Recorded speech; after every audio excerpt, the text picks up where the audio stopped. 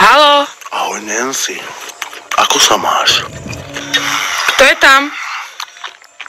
Kamarát. Aký kamarát? Ze školy. Čo to tam buchoce? Som hladná, robím si popcorn. Si hladná a robíš si popcorn? Prečo si radšej nevysmažíš šnicelky? Nemám struhánku. Kurčo soba. Prečo tak mlaskáš? Lebo som non-stop hladný a...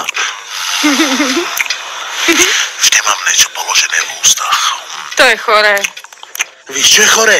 Keď je niekto hladný a urobí si popcorn, Nancy. To je choré. Čo narobím, keď mi to tak chutí? Máš rada hry? Milujem hry. Super. Tak si jednu zahráme. Položím ti 3 otázky. A keď budem spokojný s tvojimi odpovediami, tak ťa nezabijem. Čo si povedal? Že ťa nezabijem, keď budem spokojný s odpovediami. Nie, prosím, ja nechcem hrať. Čo plačeš, piča? Ešte sme nezačali a už plačeš?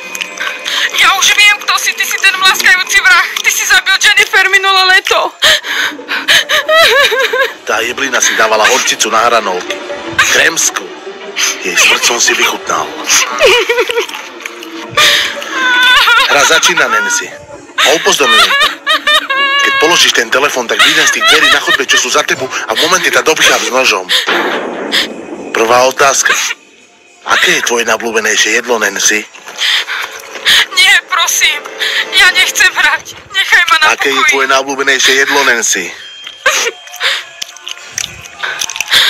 Sekaná s granadírom.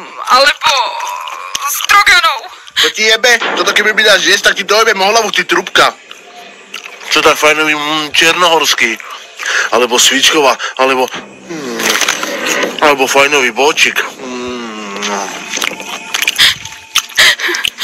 Prisám, že to spravím nedeľu na obed. Len ma nechaj tak, prosím.